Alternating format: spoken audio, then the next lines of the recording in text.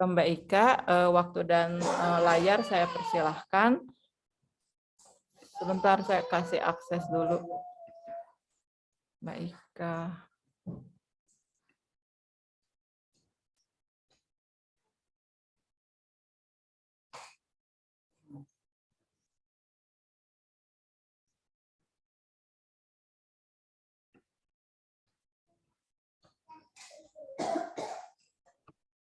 Sambil diotak-atik sama Tia, Ya. bisa mulai menyapa kali ya. Boleh, silakan. Bismillahirrahmanirrahim. Assalamualaikum warahmatullahi wabarakatuh. Waalaikumsalam warahmatullahi wabarakatuh. Alhamdulillah, segala puji bagi Allah ya. Tidak ada henti, kita perlu mengajak diri kita banyak bersyukur gitu, karena insya Allah betapapun banyak tantangan di usia pernikahan yang sedang kita ya, saya dan teman-teman jalani, ya insya Allah masih lebih banyak lagi hal-hal yang masih bisa kita syukuri gitu ya. Dan satu hal yang kita syukuri adalah kesempatan untuk sejenak gitu ya, merecharge diri dalam kajian Khadijah ini. Karena buat ibu-ibu kesempatan untuk mungkin bisa duduk tenang gitu ya, mungkin juga nggak tenang sih ini duduknya ya sambil multitasking. Tapi kesempatan untuk bisa mendengarkan ya, refresh ilmu dan seterusnya, itu sebuah nikmat sih kayaknya ya, yang perlu kita syukuri gitu ya.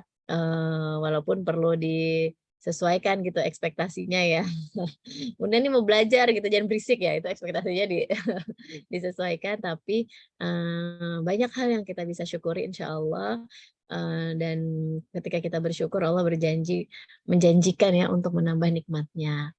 Ya, alhamdulillah pada sore ini kita dikasih kesempatan ya sama Allah untuk belajar bersama ya. Kalau judulnya mengelola emosi di setiap tahap usia pernikahan ya saya juga terus mengelola emosi. Kita semua belajar bersama supaya betul ya tadi kita bisa menjalani pernikahan kita dengan kecerdasan emosi gitu ya. Seperti itu. Saya izin share screen ya. Oke, bismillahirrahmanirrahim. Mudah-mudahan ini teman-teman bisa, kita mungkin banyak bisa sambil sharing ya. Mudah-mudahan bisa berkomunikasi gitu ya, minimal lewat chat. Mungkin di awal ini saya mau mengajak teman-teman menjawab di chat aja kalau memungkinkan ya. Sebenarnya ketika kita bicara mengelola emosi di setiap tahap usia pernikahan gitu ya. Nah, teman-teman sendiri pinginnya gitu ya, kalau kita bayangkan ya dalam pernikahan ini ya, atau entah yang sudah kita jalani atau yang ke depan gitu ya, sebenarnya yang kita harapkan emosi apa saja sih yang muncul gitu ya, yang ingin terus kita rasakan gitu sehari-hari. Boleh nggak ditulis di kolom chat? Bentar, saya juga sambil nyari ini chat. Nah, oke. Bisa bersabar. Terima kasih Mbak Ambar. Pengennya yang pengen muncul setiap hari itu bisa bersabar. Ada lagi yang lain? Ya, bisa oke, bisa bahagia. Makasih. Bisa bersyukur terus ya sehari-hari, pengennya bisa bersyukur. Bisa tenang gitu ya. Bisa menjaga pitch control dalam dalam emosi, dalam ekspresi emosi kita setiap hari gitu ya mungkin. Oke, bisa sabar, bahagia, syukur ya, pengertian dengan pasangan ya, bisa meredam kemarahan, oke. Ya, pengennya nih emosi-emosi yang muncul tiap hari kayak gini gitu ya. Nah, sekarang pertanyaan kedua ya, kenyataannya gitu ya, kenyataannya yang teman-teman rasakan, teman-teman alami ya, emosi apa sih yang muncul sehari-hari gitu.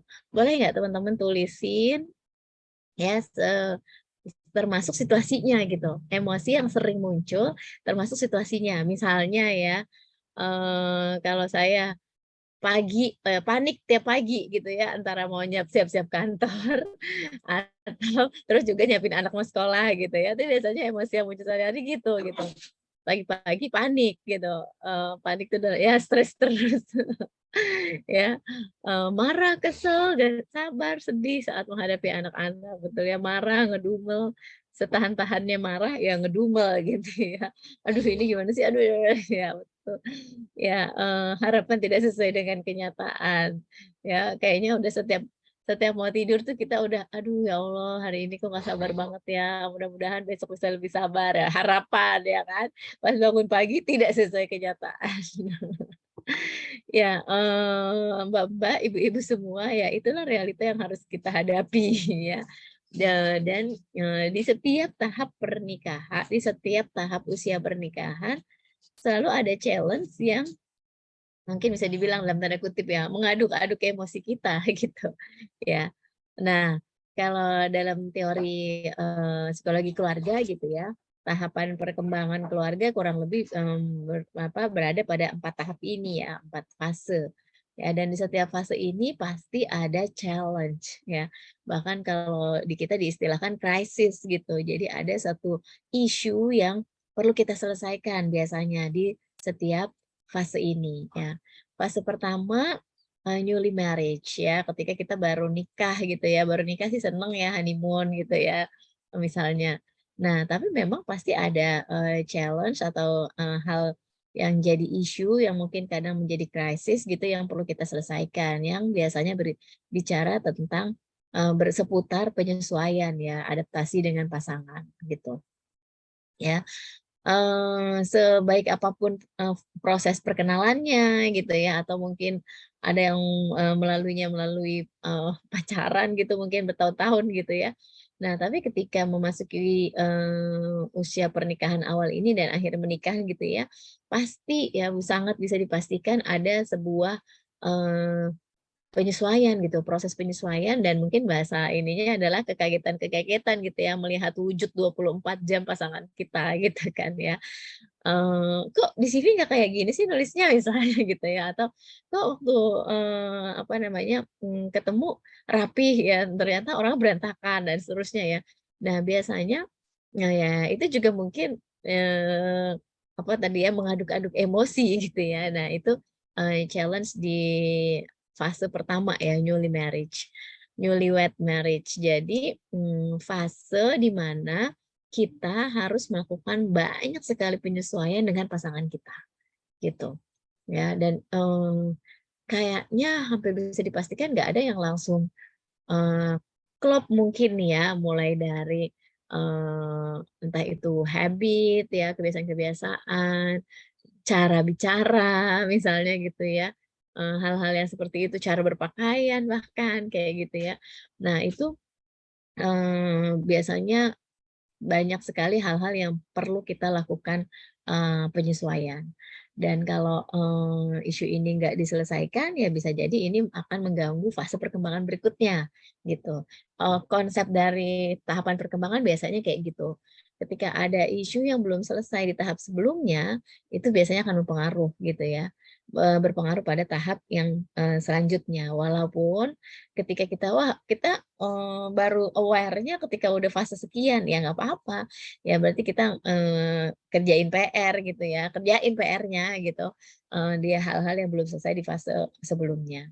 Nah, fase kedua adalah parental marriage ya, ketika udah punya peran baru sebagai orang tua ya, biasanya itu ketika anak pertama lahir sehingga si anak pertama ini memasuki usia remaja ya, mulai dari jadi orang tua aja, jadi ibu, jadi ayah gitu ya, itu pun sudah, butuh, pengelolaan emosi yang baik ya. Banyak sekali tantangan-tantangannya ya, entah itu mengubah ritme kita gitu ya, pola tidur ya, bahkan pola makan mungkin nggak sempat makan ya, atau makan terus karena menyusui ya. Nah, kemudian juga pastinya ada, penyesuaian-penyesuaian ya, bagaimana, komunikasi, delegasi dengan pasangan ya, dan seterusnya, dari mulai anak pertama. Nanti anak pertama ini bayi ya, kemudian anak pertama anak anak, tersebut berkembang menjadi balita, masuk ke usia sekolah gitu ya, sampai akhirnya nanti remaja. Dalam setiap tahap perkembangan anak aja udah punya challenge gitu, dan itu tentu saja ya kan berpengaruh ya pada emosi orang tua ya, terutama ibu mungkin yang membersamai, lebih banyak gitu. Nah, fase parental marriage juga punya tantangan nih yang kemudian akhirnya ya tadi ya, butuh kemampuan kita mengelola emosi.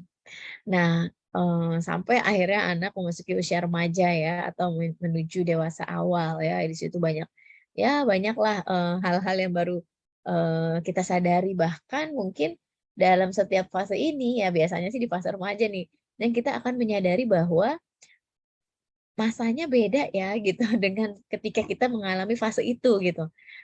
Kok remaja sekarang begini ya gitu dan seterusnya ya itu sering kali, saat ini kalau di fase remaja, challenge-nya di situ gitu ketika kita melihat ups and down-nya anak-anak kita yang remaja yang kemudian, seringkali terjadi masalah dalam komunikasi ketika para orang tua meng-compare dengan, bagaimana mereka melewati masa tersebut. Ya padahal, lingkungannya udah beda ya, suasana, situasi, godaannya juga udah berbeda. Nah, kemudian udah selesai nih ya, roller coaster-nya ya, dari mulai anak bayi sampai remaja, masuk lagi ke fase berikutnya, midlife marriage ya. Jadi usia-usia, pertengahan, pernikahan, sekitar pernikahan, 15 tahun ya atau 20 tahun ya, 20 tahun, 20 sampai, 30 tahun gitu mungkin ya, di mana anak-anak nih sudah mulai meninggalkan rumah, entah itu kuliah gitu ya, entah itu sudah menikah ya, di mana di fase ini, ada fase yang disebut empty nest gitu ya, nest sarangnya kosong dan juga kekosongan apa namanya, kesepian gitu ya dari keriuhan anak-anak gitu. Ya mungkin juga, "Aduh ngapain ya?" Gitu, "Nih kok nggak ada yang disiapin sarapan lagi ya, nih ngapain lagi?" Dan seterusnya gitu ya. Itu juga pasti butuh penyesuaian lagi ya dan penyesuaian ini, nggak ada yang diurusin tuh juga bisa memicu ya emosi-emosi lain gitu ya yang mungkin perlu kita kelola karena ada perubahan dan termasuk juga, sama-sama dengan pasangan sama-sama mengalami emptiness ini gitu. Nah itu juga butuh penyesuaian tuh di mana mungkin ya, setelah sekian lama interaksi kita lebih banyak ke anak-anak, nah sekarang dengan anak-anak sudah dewasa, interaksi kita kembali kepada pasangan. Nah, itu bagaimana kualitas, hubungan, komunikasi gitu ya, kita dengan pasangan di fase sebelumnya, itu biasanya juga akan, mempengaruhi nih bagaimana kita melewati fase ini bersama pasangan gitu kan. Ya, apa namanya, bagaimana saling memahami kebutuhan dan seterusnya ya yang memang, apa namanya, kebutuhan untuk saling mengisi kekosongan ya, saling saling menghibur dan seterusnya. Nah, di sini, juga bisa kita, lihat ya seringkali, eee, jadi challenge lah gitu ya untuk kita mengelola emosi. Nah, kemudian fase yang terakhir later life marriage ya, ketika udah sama-sama lansia ya kan, pengennya menua bersama ya. Nah, ketika sudah memasuki masa usia pensiun ya, udah sama-sama, apa, jadi kakek, jadi nenek gitu ya. Nah, di sini juga, bagaimana banyak juga, tantangan-tantangan ya ketika dan sekali lagi, apa yang sudah kita siapkan atau apa yang sudah kita selesaikan di fase sebelumnya, itu akan mempengaruhi bagaimana kita menjalani fase ini. Ya, dan, bagaimana kemudian biasanya di sini berkaitan dengan, bagaimana apa, perasaan produktif di masa lalu gitu ya, itu akan memberikan, perasaan kepuasan gitu ya di hari tua gitu. Nah ini juga bagaimana kalau dengan pasangan, bagaimana kita mengisi kekosongan juga dan memahami karena bisa jadi di usia-usia ini kita ataupun pasangan mulai menua, punya penyakit-penyakit gitu ya. Nah mudah-mudahan sih sehat terus ya sampai tua ya. Dan itu ada tantangannya, yang harus kita lewati juga gitu ya untuk melakukan, mendampingi pasangan ya atau, fase yang seringkali terjadi di, tahapan usia ini adalah bagaimana ketika misalnya salah satu, di antara pasangan ini sudah meninggal terlebih dahulu ya, fase kesepian dan seterusnya. Nah jadi kalau kita lihat di setiap usia pernikahan punya challenge masing-masing gitu. Nah, ketika kita mengaitkan dengan bagaimana mengelola emosi gitu ya, kalau menurut saya cara pengelolaan emosinya sama gitu. Yang beda adalah isu yang menjadi sumber emosinya aja gitu. Jadi ya mudah-mudahan di sore ini kita bisa berdiskusi lebih banyak tentang bagaimana mengelola emosi itu sendiri dan pengelolaan emosi gitu ya itu adalah sebuah hal yang bisa kita latih ya. Dan artinya bagaimana kita skillful ya terlatih untuk melakukan itu dari sekarang itu akan jadi aset kita untuk bisa terus melakukannya hingga di hari tua kita gitu. Ya jadi sepertinya ya seperti itu bahwa bagaimana kita mengelolanya polanya akan sama gitu. Nah, tinggal perbedaannya terletak pada isu yang menjadi sumber-sumber masalah yang memunculkan emosi. Sehingga yang kita perlukan di sini adalah persis seperti yang tadi disampaikan, bagaimana kita terus mengasah gitu kecerdasan emosi kita, ya, emotional quotient ya, EQ ya, yang memang mungkin nggak secara langsung gitu ya dalam kurikulum kita dulu ya, mungkin kalau anak sekarang sekolahnya udah lebih komprehensif ya, mungkin kalau apa nih di sini generasi X, Y ya, ya kita mengevaluasi ya apakah kita dulu punya kesempatan nih untuk mengasah kecerdasan emosi ini atau memang tahap pendidikan yang kita lalui lebih banyak mengasah kecerdasan intelektual aja gitu. Nah, apapun itu, bagaimana mengelola emosi di setiap tahap usia pernikahan, ya itu adalah bagaimana kita terus mengasah kecerdasan emosi kita, gitu.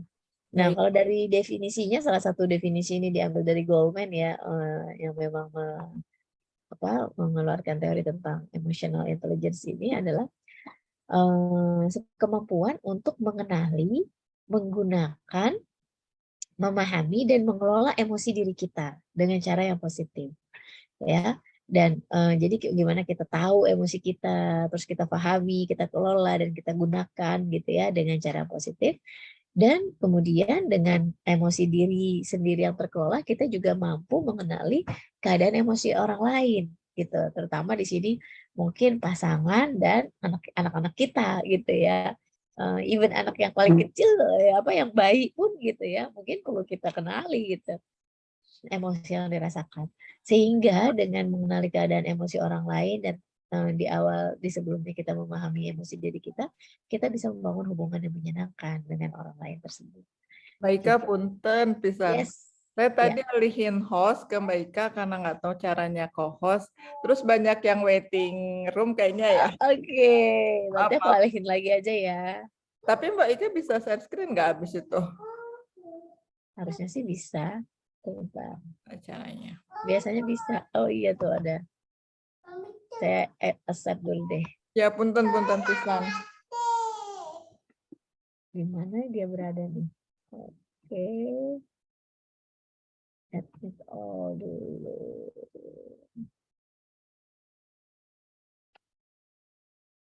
Udah.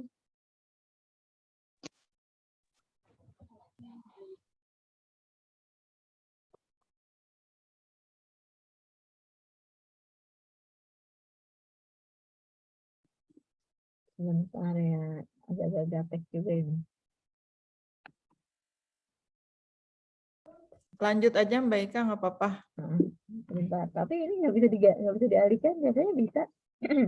Ya itu saya juga agak-agak gaptek. Ya udah nanti kalau ada yang Ya, di waiting room sekalian aku klik. ya maaf ya. Tidak pojok. Nggak Multitasking pojok. kan mama ya enggak? Ya benar. Kita uji multitasking Mbak Ika. Ya, baik, lanjut ya. Ya, Nah, yang mau kita diskusikan di sini adalah gimana nih gitu caranya supaya kita bisa terus mengasah kecerdasan emosi. Nah, kemudian sebelum itu dulu ya. Tapi sebelum ini deh, saya pengen tahu deh untuk yang hadir di sini usia pernikahannya berapa sih? Boleh tahu nggak? Ditulis di kolom chat. Udah pada berapa tahun pernikahan? Coba kita lihat. Oh, udah ada yang 10, 15, 7. Oh ya, udah lama-lama ya. Sudah berpengalaman dalam mengelola emosi. Oke.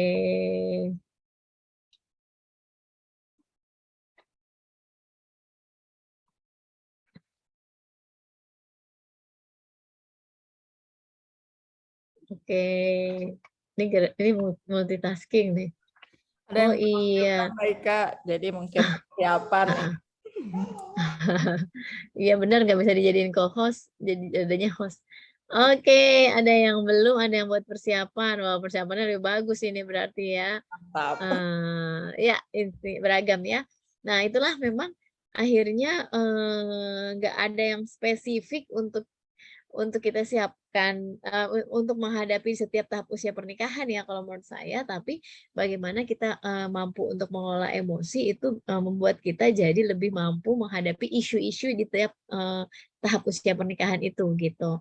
Nah termasuk kalau ada yang, belum bertemu dengan jodohnya gitu ya, nah ini juga bagaimana, kesempatan untuk melatih emosi itu lebih besar gitu ya, sehingga lebih siap, menghadapi tantangan-tantangan di depan. Nah, sebelum kita ngomongin tentang gimana mengelola, mengasah kecerdasan emosi ya, ini ada sebuah gambar. Teman-teman ketika ngelihat gambar ini, apa yang muncul di pikiran? Dan apa yang dirasakan? Boleh nggak ditulis di kolom chat? Ketika ngelihat gambar ini yang kepikir apa, yang terlintas di pikiran apa, dan kemudian yang dirasakan apa? Silakan, oke. Suami pemarah, oke terima kasih Umi Hanifah. Biasa aja karena bukan suami saya, oke. Marah ya, orang lagi marah, lagi stres, suami yang lagi men-judge istri, kakinya nginjek paku kesakitan ya, tapi tangannya gini, gitu ya. Ilfeel, mengerikan, ya, "Salah kamu tuh, oh sedang di-judge ya, salah kamu tuh," gitu. Oke.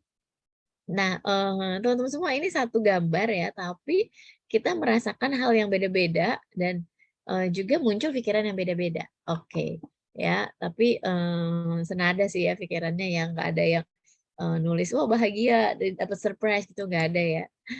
Oke, kalau ini, apa yang muncul di pikiran Anda dan apa yang Anda rasakan ketika melihat gambar ini? Silakan. Gambar kedua ya. Penyok, oke itu muncul di pikiran. Kondisi yang di mobil yang muncul di pikiran ya. Duh itu depannya hancur kayak gitu gimana ya yang di dalam mobil. Mengejutkan, semoga bukan suami saya. Sedih, miris ya, wah ini musibah ya, innalillahi wa inna ilaihi raji'un. Ya kita terpikir ada korban gitu kan di dalamnya ya menurut Mbak Anggit ya. Oke. Ya, jadi, ini yang muncul di pikiran kita, kondisi orang di dalam mobil, mobilnya penyok, mungkin ada korban, emosinya jadi sedih, jadi miris. Oke, terima kasih. Terakhir deh, kalau gambarnya ini, apa yang, muncul di pikiran dan dirasakan sama teman-teman?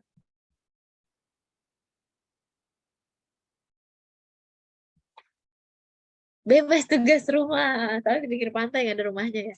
Tenang, damai, oke, pingin berenang, adem, kangen ke pantai sama keluarga, ya. Jadi di pikirannya ini nggak ada kerjaan rumah, suasananya adem ya, tenang, yang muncul adalah rasa ya, healing maksudnya, rasa tenang, rasa bahagia, rasa rileks gitu ya. Oke. Nah, teman-teman semua, eee, tadi ya 3 gambar ini, itu sebenarnya sebuah, stimulus ya, sebuah, pemicu yang netral, ya. Ya ini kalau dilihat ini gambar, foto pinggir pantai gitu ya, yang sebelumnya ya foto mobil yang, kap depannya ringsek gitu kan ya, terus yang si ini foto laki-laki lagi nunjuk, terus mulutnya terbuka. Nah tapi, apa yang membuat kita jadi berpikir, "Wah ini marah." gitu ya, ini sedang di-judge, orang ini sedang men-judge gitu ya. Kemudian itu isi pikiran kita ya, bagaimana kita menilai si foto ini, ya kan? Kepikiran, apa namanya, gimana ya orang yang di dalam mobil ini, gitu kan. Inna lillahi wa inna ilaihi raji'un gitu, kita terpikir ada korban di situ, gitu. Ya, itu adalah pikiran kita yang muncul dan menilai gambar atau foto ini atau situasi. Ya, termasuk ini gitu, kita kepikiran, "Wah, nggak ada tugas rumah nih. Wah, enak nih bisa bisa berenang sama keluarga," tadi gitu ya. Nah, dari situ, dari apa yang kita pikirkan jadi muncul emosi kan, ketika kita mikir, ini suami pemarah, ya emosinya pasti nggak enak gitu kan ya. Kemudian tadi ya sedang di-judge, orang lagi nge-judge orang lain, "Salah kamu," bahkan ada yang gitu ya.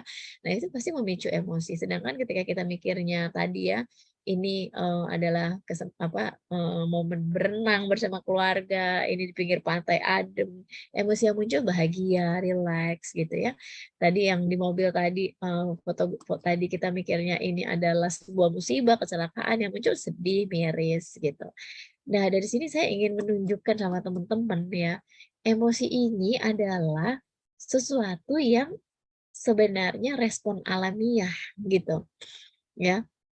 Respon yang memang, muncul secara alami di tubuh kita gitu ya, secara spontan ya, dan bahkan kita nggak bisa halangi gitu. Kalau kita mikir ini kayak ada kecelakaan, terus mobil bagian depannya ringsek, wah, jangan-jangan ada korban gitu ya, reaksi spontan kita sedih, itu nggak bisa kita halangi gitu.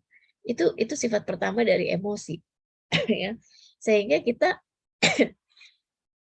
akan bisa lebih menerima gitu. "Oh, saya pagi-pagi kok panik ya? Oh iya, saya pagi-pagi panik." Atau tadi ya, stres terus gitu ya, mungkin reaksi-reaksi spontan yang kadang kita nggak bisa halangi ya, nanti kita, pelajari lebih dalam. Dan yang kedua, biasanya ini reaksi spontan yang seringkali nggak bisa kita halangi, yang berkaitan dengan penilaian pikiran terhadap situasi atau cara kita menilai sebuah situasi ya. Istilah di psikologinya cognitive appraisal ya, penilaian di otak kita atau bahasa yang mungkin sering kita dengar adalah mindset, ya sudut pandang kita dalam menilai sesuatu. Itu yang akan mempengaruhi emosi kita, gitu.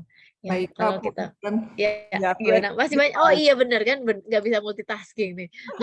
maaf pisan, aduh gimana nih? Nggak apa-apa, nanti diingetin aja. Siap siap. Oke.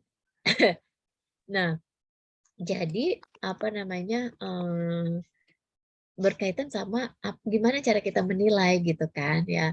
Kalau tadi kita misalnya aja kita tadi ya ada yang nulis, "Saya nggak apa-apa, emosinya biasa aja karena itu bukan suami saya." Kan jadi emosinya biasa aja. Tapi kalau suami marah ya dan itu suami kita mungkin emosinya jadi beda ya.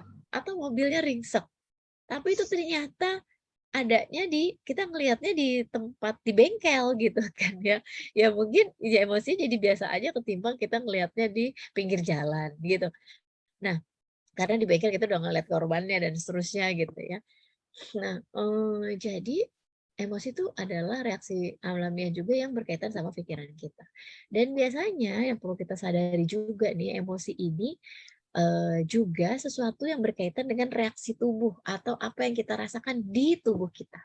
Ya, ketika kita marah ya, kita mungkin ngerasa jantung kita berdebar lebih cepat ya, atau ada yang sebagian orang merasa wajahnya terasa lebih panas gitu ya. Ketika kita sedih, mungkin sebagian orang merasa dadanya sesak gitu ya, mungkin karena menangis atau dan seterusnya ya, atau ketika kita tenang ya, ada yang merasa sejuk gitu ya, air mukanya jadi lebih adem dan seterusnya. Jadi, biasanya emosi itu juga bisa kita kenali dengan, sinyal-sinyal yang muncul atau gejala-gejala yang muncul dalam tubuh kita. Karena emosi ini memang, merupakan sebuah reaksi spontan ya, yang diciptakan oleh otak gitu, ketika merespon sebuah situasi. Jadi, misalnya ketika kita merasa ada ancaman gitu ya, otak kita menilai ada sebuah ancaman, maka otak menginstruksikan pada otot untuk siaga. Nah, bentuk kesiagaan itu biasanya muncul dalam ketegangan-ketegangan tertentu dalam tubuh kita, gitu. Nah, masalahnya kalau kesiagaannya berkepanjangan, ya akhirnya tegangan berkepanjangan, gitu kan. Nah, jadi seperti itu. Yang ketiga, bahwa emosi akan, berkaitan atau dapat dirasakan dalam reaksi-reaksi tubuh. Nah, yang keempat yang perlu kita pahami, emosi ini akan mempengaruhi perilaku kita. Ya, kalau tadi kita ngelihat foto itu dan foto itu orang yang lagi suami yang marah, terus tapi itu bukan suami kita ya, ya perilaku kita biasa aja, gitu kan. Tapi kalau foto itu misalnya ya, dikirim ya, apa tuh, di-pub gitu ya sama suami kita lagi kesel, ya nah mungkin kita jadi deg-degan gitu, "Waduh nanti kalau pulang dia gimana ya?" Misalnya. Nah, akhirnya mungkin perilaku kita berpengaruh ya, udah kunci pintu di kamar atau apalah misalnya, atau, ada sebagian orang yang nggak tegaan gitu misalnya ya, ketika melihat mobil tadi gitu, yang ringsek, yang ada di pikiran kita, "Waduh korbannya gimana ya? Orang yang di depan ini gimana ya?" Nah, kita dengan penilaian pikiran kita seperti itu, ya, entah itu reaksi tubuh kita apa yang, kita rasakan ya ketika kita ketakutan atau sedih. Nah, perilaku kita mungkin, nggak mau ngelihat, gitu ya. Jadi apa yang kita rasakan itu akan mempengaruhi, tindakan yang kita pilih. Itu yang kita perlu pahami dulu dalam mengelola emosi, gitu. Nah, sekarang ketika kita tahu emosi ini adalah reaksi yang spontan, terkadang kita nggak bisa, apa namanya, halangi dan itu wajar. Sehingga kita nggak bisa bilang emosi itu baik atau buruk gitu, karena itu reaksi spontan kita. Nah, tapi mungkin kalau secara umum ya kita membedakan ada emosi negatif, ada emosi positif ya. Emosi negatif mungkin sesuatu yang kita nggak nyaman gitu ngerasainnya. Nah, emosi positif sesuatu yang kita nyaman. Nah, sesungguhnya emosi negatif ini pun walaupun nggak nyaman kita yang ngerasainnya, itu juga berguna untuk perlindungan gitu ya. Ketika misalnya saya, seringkali emosi di tiap pagi itu, panik gitu ya misalnya. Nah, itu sebenarnya sebuah perlindungan supaya saya bisa manage waktu dengan baik gitu.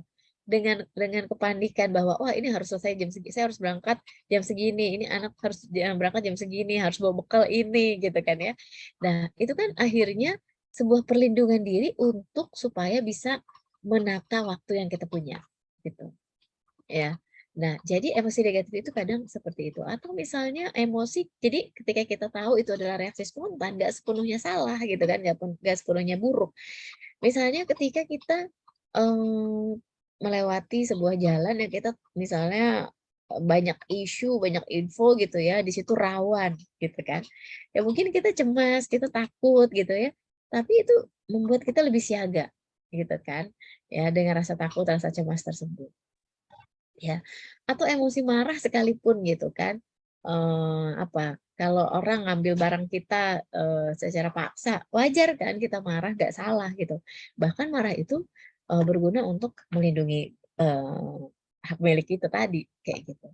Jadi seringkali emosi yang kita rasakan nggak nyaman ya, itu berguna untuk melindungi diri kita sendiri.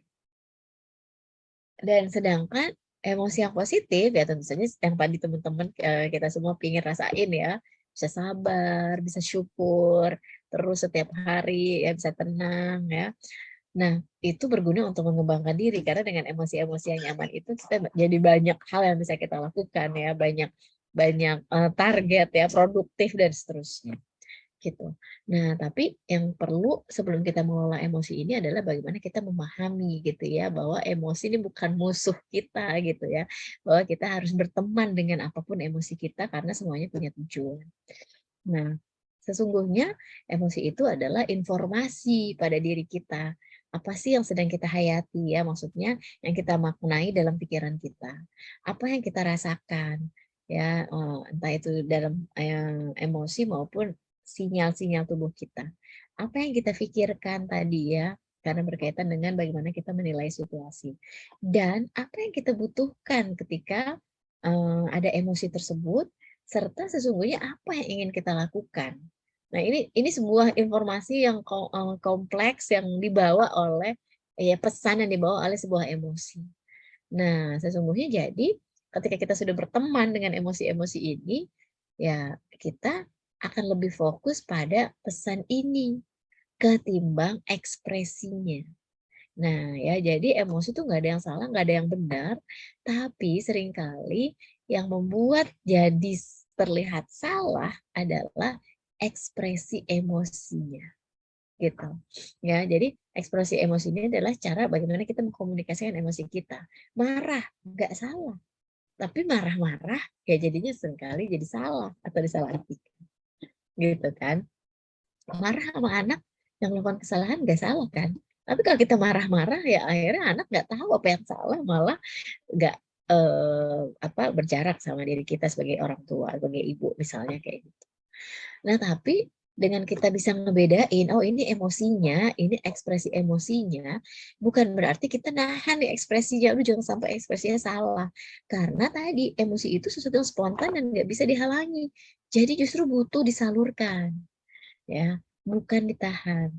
Nah, tapi disalurkannya secara adaptif gitu. Adaptif itu adalah sesuatu yang sesuai ya, sesuatu yang sesuai dengan lingkungan, sesuai waktunya ya, dan tentu saja nggak membahayakan diri maupun orang lain atau nggak merugikan diri dan orang lain.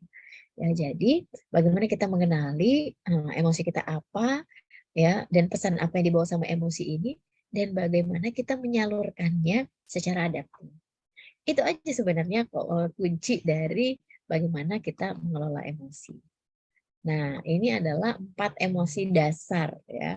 Dan sesungguhnya emosi yang kita rasakan beragam banget dan ini adalah mix ya dari 4 emosi dasar ini. Ya. Emosi yang pertama yang kita harapkan terus ada adalah pasti perasaan senang. Ya, senang ini adalah sebuah emosi yang membawa pesan ya bahwa kita merasa puas karena harapan dan keinginannya tercapai. Nah, emosi positif pun punya kebutuhan. Tadi kan yang emosi ini bawa pesan apa, kita butuh melakukan apa. Butuh diperkuat, butuh didukung gitu ya. Jadi baik untuk diri kita, bagaimana kita mengapresiasi diri kita ya setelah melakukan sesuatu. Nah, ini juga sesuatu yang perlu kita lakukan gitu. Karena kalau emosi senang nggak kita perkuat ya, ya udah itu jadi sesuatu yang mungkin nggak jadi sering muncul gitu ya. Karena sesuatu yang kita apresiasikan akan termotivasi untuk muncul lagi gitu. Ya seperti itu. Terutama juga kita bisa lakukan ini untuk pasangan dan anak-anak gitu ya. Ketika mereka senang bukan berarti tugas kita selesai dan maksudnya bukan berarti kita nggak perlu ngapa-ngapain. Oh mereka udah senang. Ya justru kita perlu perkuat, kita perlu dukung gitu ya. Atau bukan berarti kita ya udah wajar gitu, "Bunda aku tadi di sekolah, dapat nilai, 10 loh." Ya dari 0 sampai 10 ya. "Oh iya iya emang harusnya kayak gitu kalau sekolah tuh," kayak gitu ya. Tapi, wah iya gitu ya. Jadi sesuatu, emosi senang tuh sebenarnya butuh didukung ya supaya, dia merasa dipahami kayak gitu. Nah, yang kemudian adalah emosi sedih ya. Nah sedih ini adalah perasaan spontan ya, reaksi spontan ketika kita merasa kehilangan. Atau ketika kita merasa putus asa, tidak berdaya, kayak gitu ya. Nah, kebutuhannya apa? Dihibur, ya kan, dikuatkan, kayak gitu.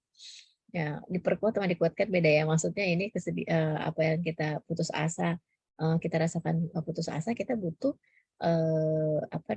menguatkan diri kita, mengingat sumber daya yang kita punya, atau diingatkan gitu, dan dan demikian juga ketika pasangan maupun anak kita merasakan ini, ya yang dibutuhkan bukan diceramahin gitu ya ketika kehilangan, ya udah sabar, nggak salah ya, tapi kebutuhan awalnya harus dipenuhi gitu ya, kita hibur, kita kuatkan gitu.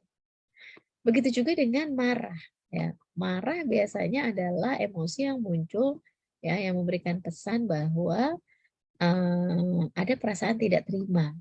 Entah itu terhadap kekerasan, ya atau hal yang melawan diri kita, yang menuntut diri kita untuk melawan ya, seperti tadi ya ada hak kita yang diambil dan seterusnya. Nah, ketika marah, kebutuhannya sebenarnya didengarkan gitu, divalidasi bahwa iya oke, ini adalah satu kondisi yang wajar kamu marah gitu ya. Nah, ketika kemarahan ini didengarkan, apa sih perasaan yang membuat kamu nggak terima gitu, keadaan yang membuat kamu nggak terima, itu ketika kita kondisi marah ini didengarkan, seringkali intensitas marahnya akan lebih turun gitu Kalau lagi nggak enak kamu banyak yang ya. jualan berat sana. Nah, kemudian juga emosi berikutnya adalah yang emosi dasar takut ya. Takut ini punya pesan bahwa kita merasa terancam atau kita merasa tidak berdaya ya. Beda ini tidak berdayanya karena ada sebuah hal yang menakutkan ya atau kita nggak bisa kontrol ya. Nah, biasanya yang dibutuhkan adalah rasa aman, perlindungan gitu. Ya, jadi ketika kita mengenali emosi kita seperti ini, takut gitu ya, yang butuh kita lakukan adalah cari sesuatu yang membuat kita merasa aman atau merasa terlindungi. Gitu. Nah, berikutnya ini sederhana aja ya, maksudnya saya jelaskan secara singkat ya, bahwa emosi ini terjadi dalam proses otak juga gitu ya, bukan sakitnya tuh di sini gitu ya, sakitnya tuh di sini ya, bahwa sebenarnya ini adalah reaksi spontan ya, emosi adalah reaksi spontan yang diolah otak gitu, reaksi itu kan diolahnya di otak ya, proses itu diolahnya di otak sehingga reaksi yang dimunculkan yang spontan tadi itu juga keluar dari sebuah proses yang terjadi di otak. Nah, kalau dilihat kan otak kita secara fungsi ya dibagi menjadi 3. Fungsi dasar ya, fungsi pertahanan hidup itu namanya otak ini ya, lizard brain, otak reptil. Nah, ini fungsi-fungsi dasar ya, fungsi-fungsi survival gitu. Nah, biasanya si otak reptil ini akan menginstruksikan gitu ya, mendorong manusia untuk bereaksi spontan, nggak pakai mikir ya kan, bernapas ya, rasa lapar dan seterusnya lah ya, itu sesuatu yang spontan. Nah, ada lagi otak mamalia ini yang bagiannya merah ya, disebutnya sistem limbik. Nah, disinilah bagian yang mengatur emosi-emosi yang kita rasakan. Mungkin kita sering dengar ya, ada di situ ada amigdala, ya sistem karena jadi beberapa komponen lah gitu ya, seperti itu. Nah, yang paling atas gitu ya, bagian paling kalau kalau reptil di bagian belakang ya, di atas batang otak.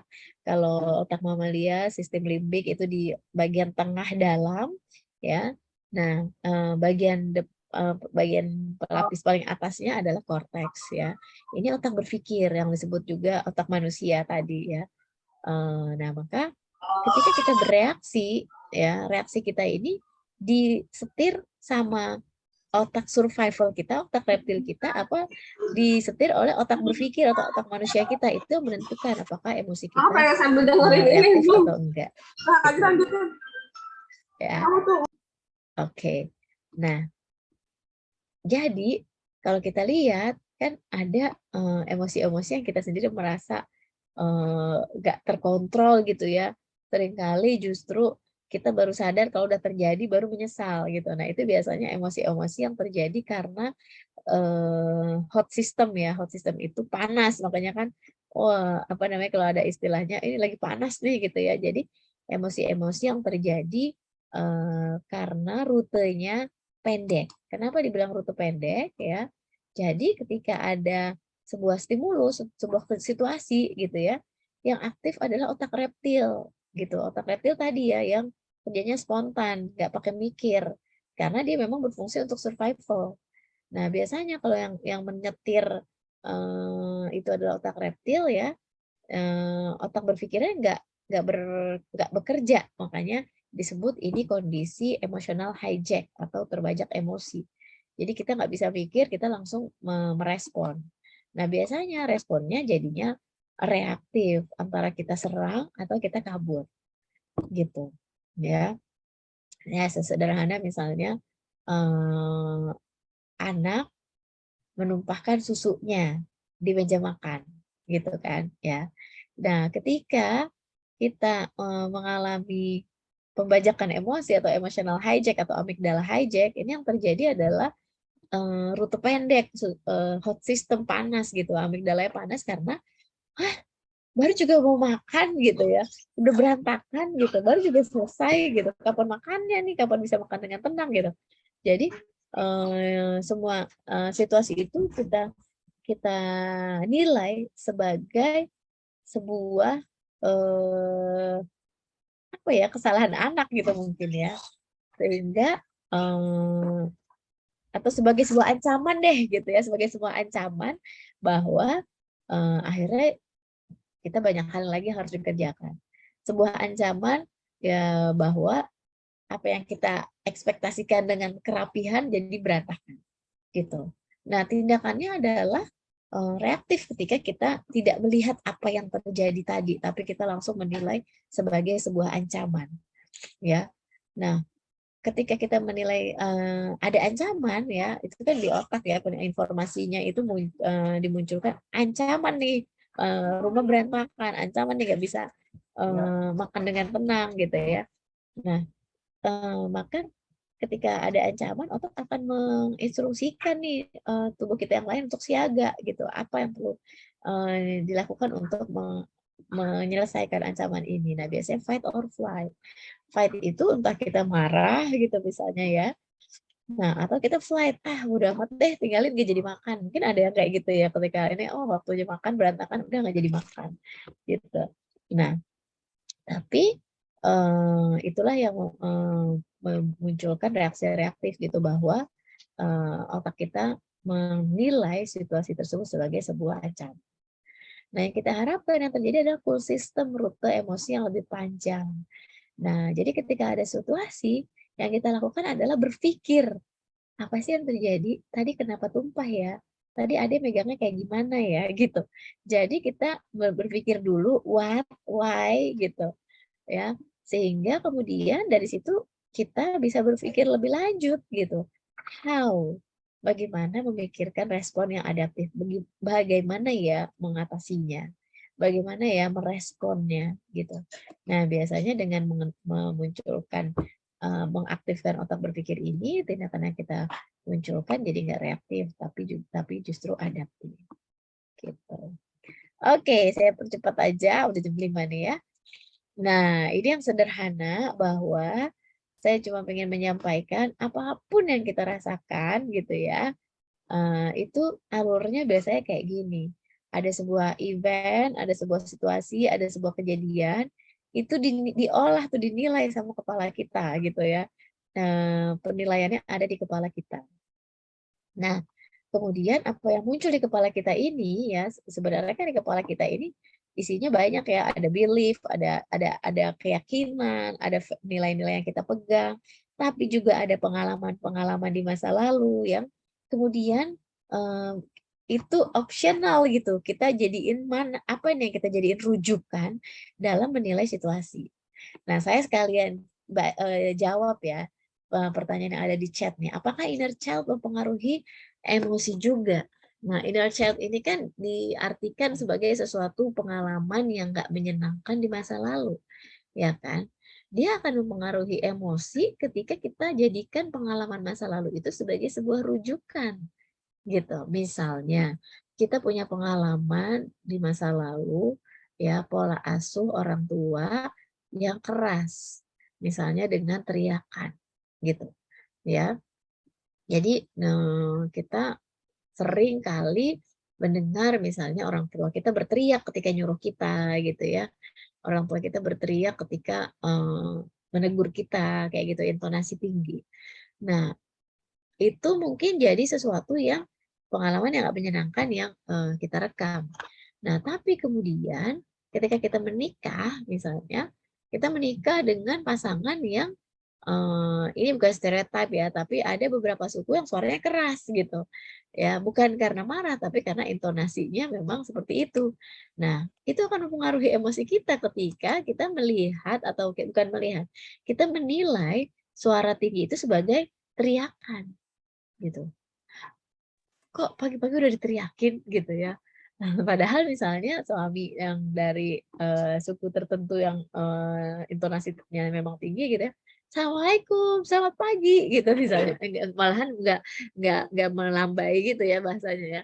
Nah, tapi ketika kita melihatnya, menilai tadi yang ada di kepala kita nih, thought kita, menilai situasi sapaan itu dengan pengalaman kita masa lalu bahwa ini dia berteriak. Berteriak berarti marah. Nah, itu pasti akan mempengaruhi emosi. Ya, tapi ketika di kepala kita, oh iya ya, sekeluarga memang ngomongnya kenceng semua gitu ya. Oh dia semangat gitu, oh dia perhatian gitu. Sapaan itu sebagai sebuah perhatian. Ya mungkin akhirnya emosinya biasa-biasa aja atau bahkan senang gitu ya. Jadi jawabannya apakah inner child mempengaruhi emosi ya tergantung. Apakah pengalaman di masa lalu itu dijadiin rujukan ya dalam kita menilai situasi saat ini. Nah, kemudian apa yang kita pikirkan ini mempengaruhi heart ya, jantung sebenarnya, tapi intinya emosi. Baik itu emosi maupun physical sensation. Jadi tadi ya sinyal-sinyal dalam tubuh tuh langsung deg-degan gitu ya, langsung kepalanya pusing misalnya kayak gitu. Dan kemudian akan mempengaruhi perilaku kita, ya action. Ya, akhirnya jadi takut ngomong misalnya, kok suami kan lagi marah nih, jadinya mau ngomong takut misalnya, ya. Nah, tapi sayangnya ini bisa jadi pola. Apa yang kita munculkan kan pasti akan memunculkan reaksi lagi ya di orang lain gitu. Nah, itu mungkin kayak misalnya tadi ya suami yang suara volumenya tinggi gitu ya. Kita maknai dia marah ya, emosi kita jadinya takut ya, perilaku kita jadinya diem ya, nggak berani ngomong. Ketika kita nggak berani ngomong, misalnya suaminya nanya atau suaminya tadi nyapa dengan volume tinggi, terus kita diem gitu karena kita takut. Nah, suaminya mungkin jadi, loh kenapa gitu ya? Mungkin juga jadi kecewa karena udah semangat nyapa tapi nyapa di pagi hari tapi nggak direspon misalnya. Ya akhirnya mungkin jadi marah beneran secara singkatnya ya, cerita singkatnya. Atau malah jadi eee, suaranya jadi datar gitu ya, ya jadi nggak happy misalnya kalau kalau ini beresponnya, tapi kalau suaminya tahu istrinya takut kan kemudian ditenangkan ya alhamdulillah. Nah, tapi seringkali yang muncul dalam hal apapun ini tadi cuma contoh ya, misalnya juga dengan anak ya, anak kita nangis terus gitu ya. Nah, kita menilainya, aduh kok anak saya rewel, anak saya nangis cengeng gitu ya. Nah, itu perasaan kita kan jadi entah itu marah mungkin gitu ya. Kapan sih diemnya, kapan sih tenangnya misalnya. Ya, perilaku kita mungkin suara kita jadi tinggi gitu ya. Kita jadi berinteraksi sama anak, entah itu kita menyusui, nyusuinya jadi nggak tenang gitu kan. Dengan suara kita tinggi, dengan kita nyusunya nggak tenang ya, jantungnya berdebar lebih kencang gitu kan. Ya anaknya nggak tenang juga kan, semakin nangis. Ya semakinlah kita menganggap, tuh kan anak saya emang cengeng, anak saya emang rewel. Semakinlah kita kesel gitu. Jadi ini jadi endless loop gitu ya, lingkaran setan yang akhirnya terus negatif gitu. Nah, ini gambaran yang perlu kita pahami gitu ya untuk kita mengelola emosi. Nah, bahkan kalau kita bandingkan ini ngelihatnya di ini ya, ini ngopas gambarnya. Jadi contohnya situasi yang sama ngeliat anjing, mungkin ya ngeliat kucing deh ya, kalau anjing terlalu menakutkan buat sebagian orang gitu ya. Tapi ada kan ya orang yang takut kucing gitu misalnya. Nah, ketika kita, situasi sama, tapi pikiran pertama ya dari orang pertama adalah, "Kayaknya kucingnya bakal nyerang deh, kayak kucingnya bakal nyakar deh," gitu ya. Di pikiran kita seperti itu karena apa? Sama, karena mungkin ada pengalaman, karena mungkin ada informasi gitu ya. Akhirnya karena pikiran kita menilai seperti itu, feeling kita takut kan. Nah, ketika kita takut, kita mungkin lari atau gerakan kita spontan gitu ya, yang membuat si kucingnya kaget gitu misalnya, yang kemudian beneran dia lompat dan akhirnya kecakar gitu misalnya, atau dia lompat dan akhirnya bergerak dengan cepat tidak terkontrol, akhirnya kita mikir, "Loh kucingnya mau ngapain nih?" Gitu kan misalnya. "Loh kucingnya jangan-jangan udah deket nih atau emang beneran mau nyakar," misalnya kayak gitu. Tindakan kita kadang memancing sesuatu atau sebuah respon yang memperkuat pikiran negatif tadi gitu. Nah, feeling-nya jadi tambah takut dan seterusnya. Tapi beda misalnya, yang lihat kucing ini adalah pecinta kucing ya. wah lucu banget, wah ini ras apa, aduh atau, wah, kasihan banget misalnya gitu atau apapun itulah ya. Nah mungkin feeling-nya jadinya lebih seneng ya. Nah dengan keadaan senang kan kita mendekat ke kucingnya dengan lembut atau mungkin ada yang, usap-usap ya, kucing diusap-usap segala macam itu ya makin manja gitu ya. Ya akhirnya makin lucu gitu misalnya.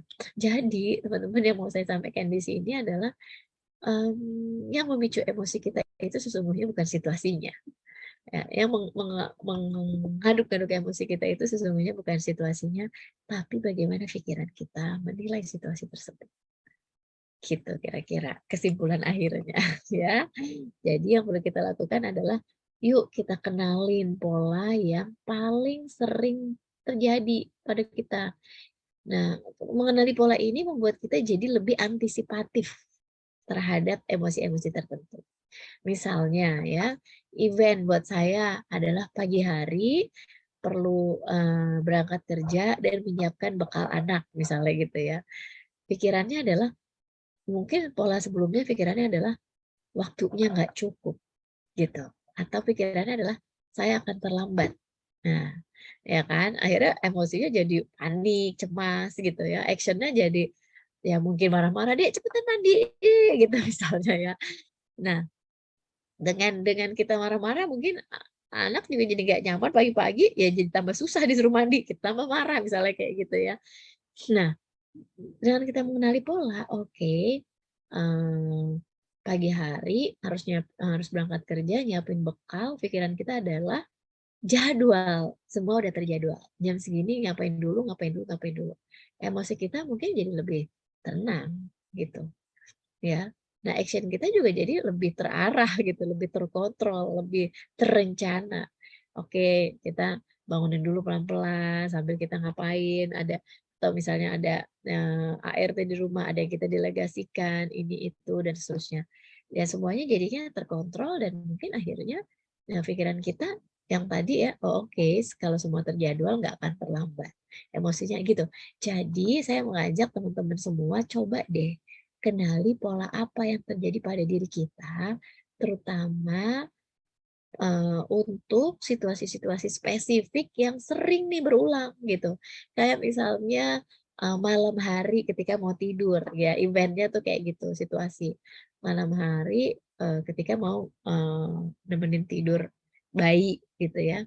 Shout-nya adalah pasti dia nggak susah nih tidurnya. Misalnya selama ini ya, pola pola lamanya, "Pasti susah deh tidurnya. Aduh kalau susah tidur nanti saya kesiangan atau saya kurang tidur, nanti kalau saya sakit," gitu ya. Nah seperti itu jadi emosinya jadinya cemas lagi. Ketika kita cemas, kita juga jadi nggak tenang nidurin, anaknya juga beneran susah tidur gitu kan.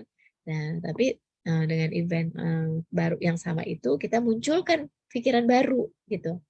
Oke, nah dia akan tidur dengan cara apa biasanya? Dia lebih mudah tidur dengan suasana yang kayak gimana?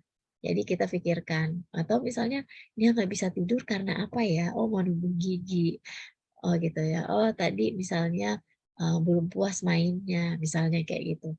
Jadi kita munculkan, pikiran baru, penilaian baru terhadap situasi tersebut. Nah, kita juga bisa mengenalinya dari emosi gitu ya. Tadi kalau teman-teman mau mereview gitu ya, kapan sih emosi negatif yang sering berulang munculnya? Itu bisa dikenali dari situ ya. Momen-momen kapan. Nah, jadi kita nanti bisa merinci pemicunya itu kapan, biasanya situasinya kayak gimana. Atau kita juga bisa melihat itu dari gejala-gejala yang muncul pada tubuh fisik ya. Oh kalau aku udah sakit perut gitu ya, padahal nggak salah makan ya, sakit perutnya. Atau misalnya mulai pusing gitu ya, migrain. Nah itu juga bisa kita kenali.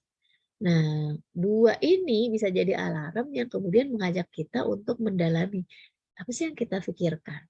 Apa sih yang muncul di pikiran dalam menilai situasi ini? Dan kemudian kita menilai juga, selama ini perilaku kita kayak gimana? Spontan, reaksi spontannya reaktif atau adaptif? Jadi kenali pola yang lama, kemudian bangun pola yang baru. Gitu kira-kira. Nah, tapi biasanya kita akan sulit gitu ya untuk berpikir gitu kalau kitanya lagi emosional. Nah, makanya salah satu tips untuk bisa mengendalikan emosi ya, mengendalikan diri ini adalah si STAR ini ya. Jadi ketika ada sebuah situasi, kadang kita nggak bisa mikir ini apa yang terjadi, kenapa ini terjadi, bagaimana saya menghadapinya. Kadang kita nggak bisa mikir itu karena langsung tadi ya otak reptilnya memberi pesan itu ancaman dan kita langsung tegang, langsung siaga. Makanya yang perlu kita lakukan adalah stop and breathe. Stop ya sebenarnya, berhenti dulu. Berhenti ini dalam arti jangan langsung merespon. Biasanya respon impulsif, respon reaktif itu terjadi dalam 6 detik pertama. Jadi usahakan berhenti dulu, jangan ngapa-ngapain dalam waktu 6 detik. Jangan ngapa-ngapain ini dalam arti bereaksi ya, sehingga reaksi kita nggak spontan. Tapi ketika berhenti ini, ya ada yang melanjutkan stop and breathe. Coba kita ambil nafas. Karena ketika kita mengatur nafas kita lebih lambat, ya kita menstimulasi hormon parasimpatis. Apa fungsi hormon parasimpatis? Fungsi hormon parasimpatis ini biasanya bekerja untuk menstabilkan detak jantung, kayak gitu ya. Karena di saat otak memberikan pesan ancaman, yang distimulasi adalah hormon sih syaraf ya, syaraf simpatis gitu. Syaraf yang membuat kita memang bisa siaga, merespon secara cepat gitu. Misalnya detak jantungnya jadi lebih cepat gitu ya, karena kalau lagi ada ancaman kan kita mungkin butuh lari lebih kencang kayak gitu, butuh melawan misalnya. Nah, jadi dengan kita berhenti dan bernafas dengan lebih lambat, kita mengaktifkan syaraf parasimpatis. Sehingga sistem syaraf kita jadi lebih tenang dan itu menenangkan fisik kita juga gitu. Karena ketika kita emosinya negatif, yang terjadi itu adalah tension ya, ketegangan. Nah, sehingga kita membuat diri kita lebih relax dengan bernafas lebih lambat, itu tensionnya ini juga jadi lebih relax. Nah, jadi yang bisa kita lakukan adalah atur nafas dan ucapkan sesuatu yang menenangkan emosi, apapun ya dalam waktu 6 detik ini. Ya, sederhananya kalau kita disarankan istighfar, astagfirullahaladzim gitu. Astagfirullahaladzim. Ya, walaupun ya itu 6 detik atau tarik nafas aja, tarik nafas 6 detik. Ya, bukan astagfirullahaladzim lah itu kayak jadi tenang ya. Gitu. Nah, dalam keadaan tenang ini baru kita aktifkan otak berpikir, gitu ya. Apa sih yang terjadi gitu. Kalaupun yang terjadi kita udah tahu, kita sadari bahwa kita harus melihat situasi yang sekarang, bukan dengan kacamata pengalaman masa lalu. Gitu. Ya, atau kadang kita perlu melihat fakta-fakta yang kebalikan dari pikiran negatif yang muncul karena penilaian terhadap situasinya negatif. Gitu. Nah, baru sampai kita merumuskan pikiran kita ini merumuskan apa yang harus kita lakukan sebagai solusi gitu. Ya, actionnya apa? Tentu saja kita pilih tindakan yang adaptif. Nah, nanti kita refleksikan lagi. Jadi kalau buat ibu-ibu dalam konteks terus beraktivitas ya, tentu saja ini kapan ngerjainnya nih Mbak gitu ya. Ya dalam waktu 6 detik ini ya minimal dalam ketika kita melakukan itu kita tidak langsung merespon gitu. Tapi kita munculkan, oke, aku mikirnya gimana nih? Aku menilai situasi ini kayak gimana? Aku mikirnya kayak gimana? Gitu dan seterusnya ya.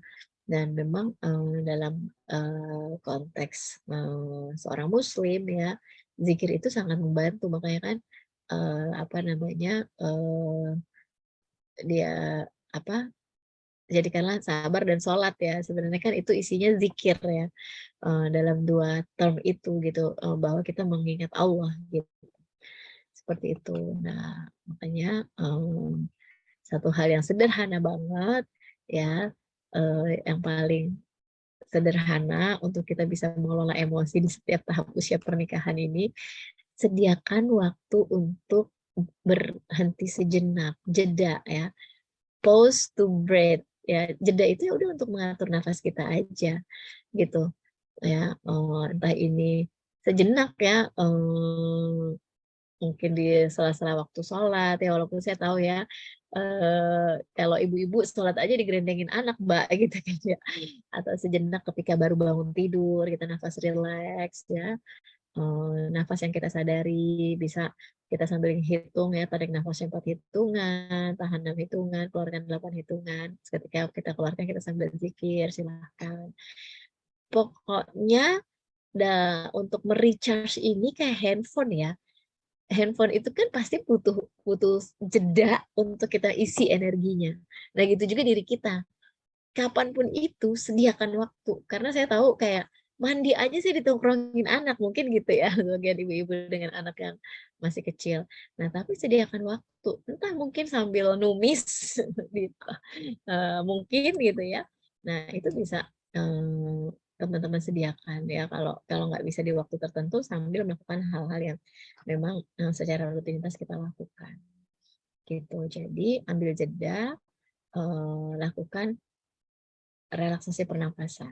Dan sebenarnya kalau dalam teorinya gitu ya, bagaimana kita menyediakan waktu untuk melakukan apapun yang membuat kita rileks, semakin banyak yang kita lakukan dengan kegiatan yang membuat kita rileks, itu akan semakin sering gitu kita mengaktifkan syaraf parasimpatis kita gitu.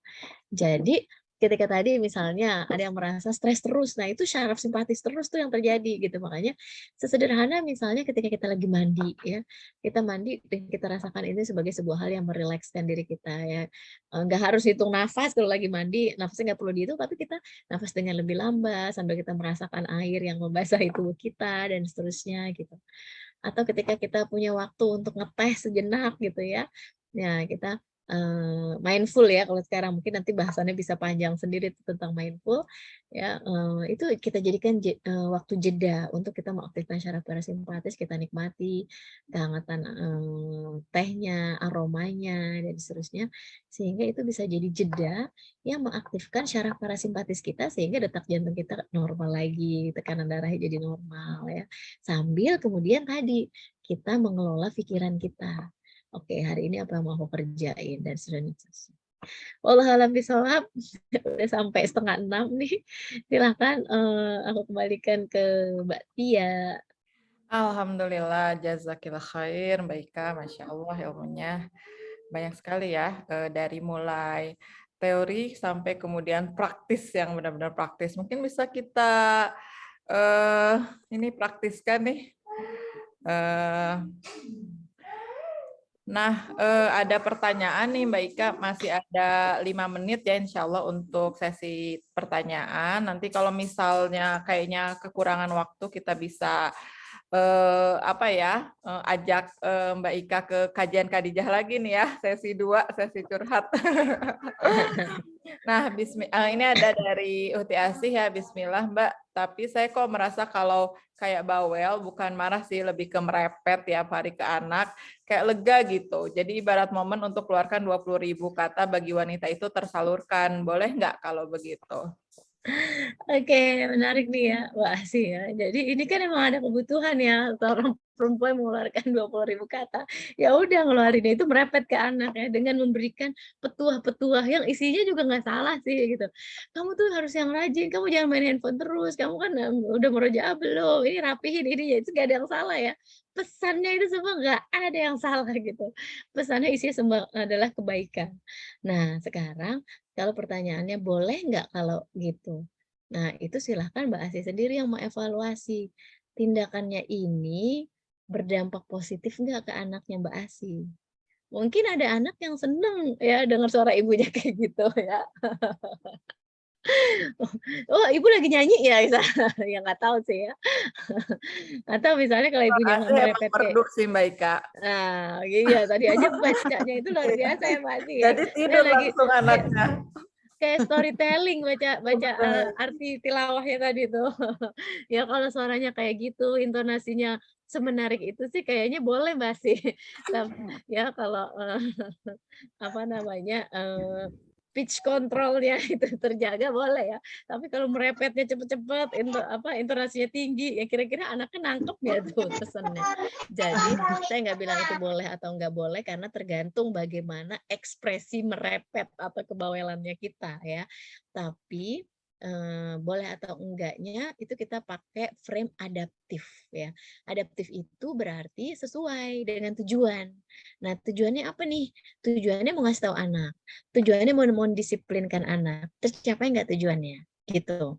Karena seringkali yang terjadi, apalagi anak yang kecil ya, anak-anak yang lebih kecil usianya, enggak sih semua anak ya, bahkan pasangan kita gitu ya. Ketika pesan kita ditutupi emosi negatif yang intens, pesannya nggak nangkep gitu. Yang terekam kemudian adalah emosinya. Karena apa? Karena otaknya juga tadi merespon kan, ini marah ya, saya disalahin ya. Jadi bukan kontennya yang dipikirkan gitu. Nah, tapi menarik kalau Mbak Asih merepetnya dengan tadi seperti cara baca sari tilawah, ya itu menarik ya karena kayak storytelling, kayak apa? Read aloud ya. Kayak gitu. Jadi keluarkan 20.000 katanya silakan dengan intonasi yang membuat tujuan kita tercapai. Itu mungkin boleh kalau kayak gitu. Wallahu a'lam bishawab. Mbak Ambar kayaknya raise hand.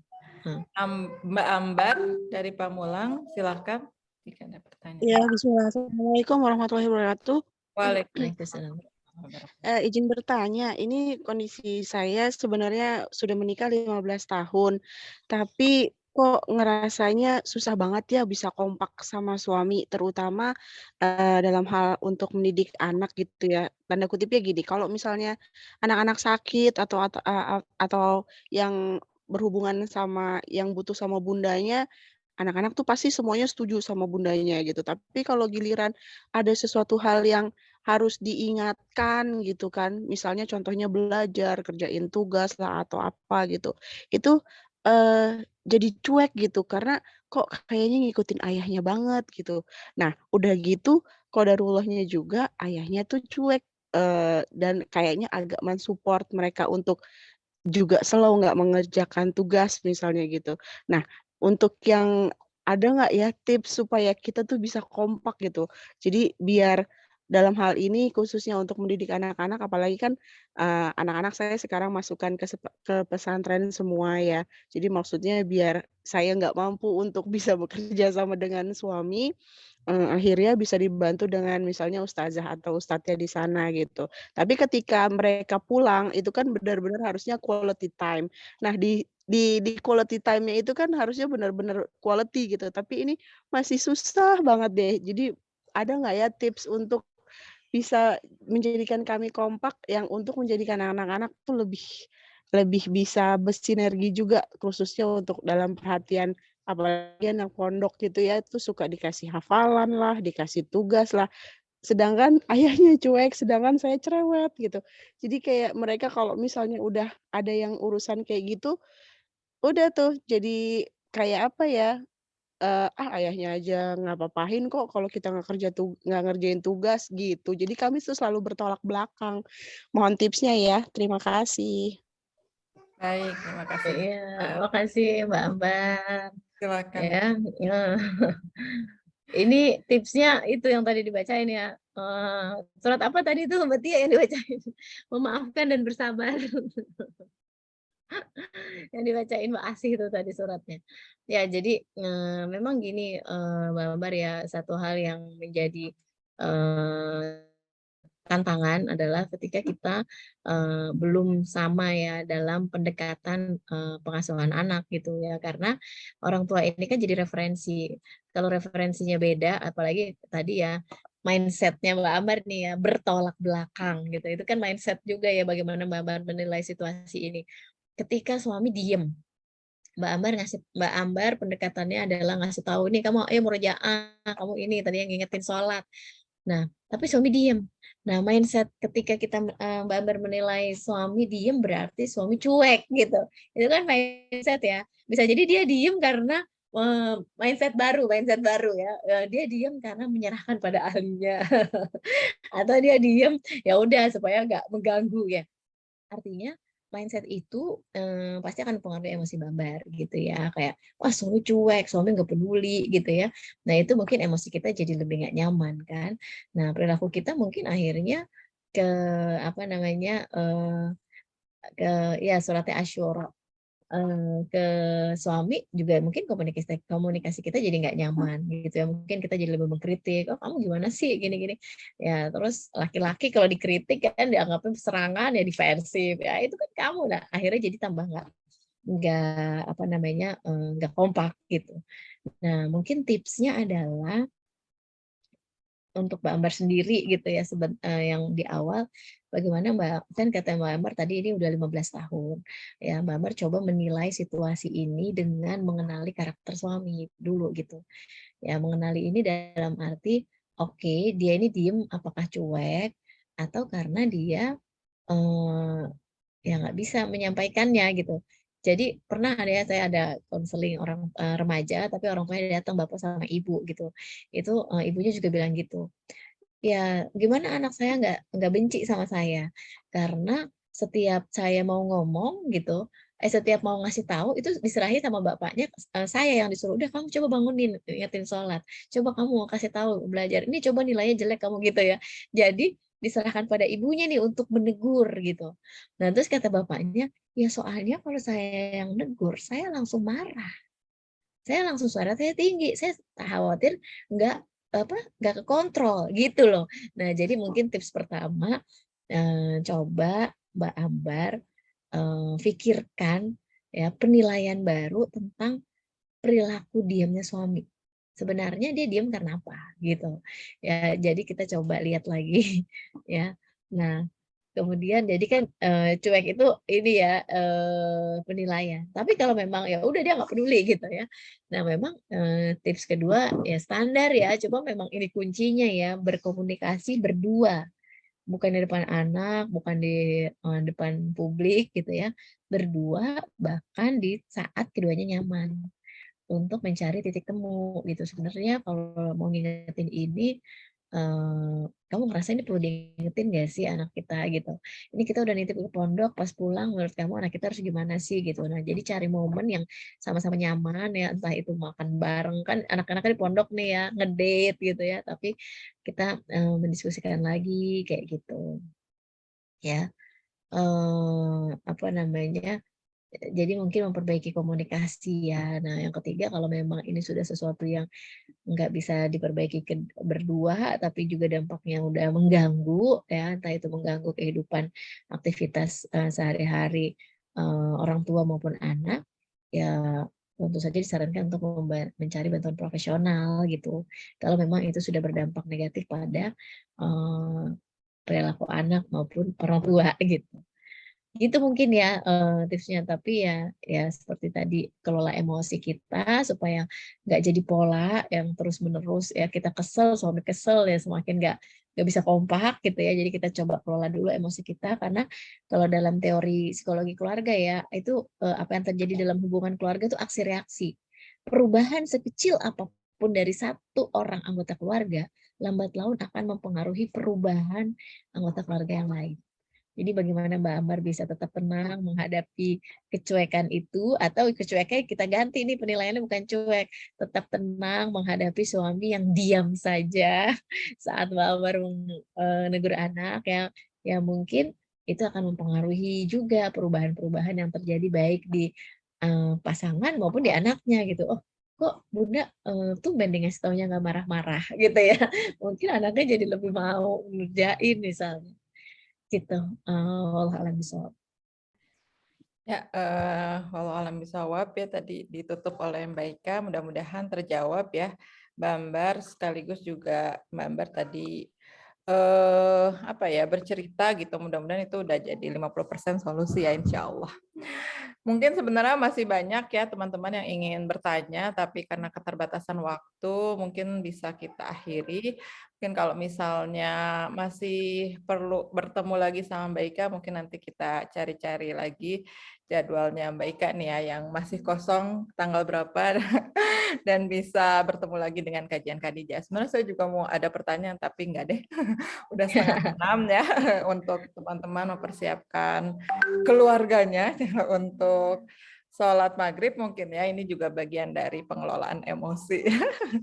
Begitu, terima kasih banyak ala kulli hal kepada Mbak Ika yang sudah bersedia menyempatkan waktu ya dan berbagi ilmu baik secara dari segi teori maupun praktis ya, dan tidak ada ilmu gitu ya tanpa kita praktekkan gitu ya. Jadi mudah-mudahan kita bisa praktekkan dalam kehidupan sehari-hari, mungkin nggak instan ya.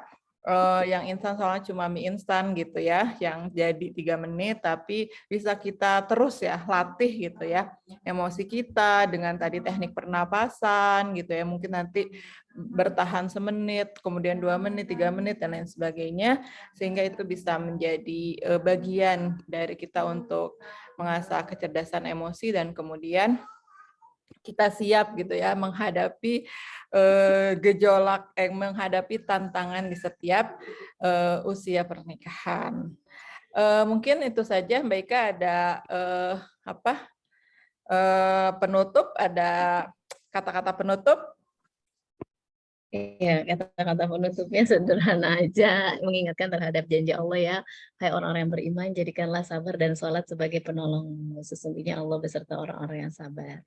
Banyak hal teman-teman yang di luar kontrol kita, ya. Tapi walaupun kita nggak bisa mengontrol, ada Allah yang maha mengontrol. Maka mari kita rawat kesabaran kita untuk melihat keajaiban-keajaiban pertolongan Allah. Wallahu a'lam bishawab. Masya Allah.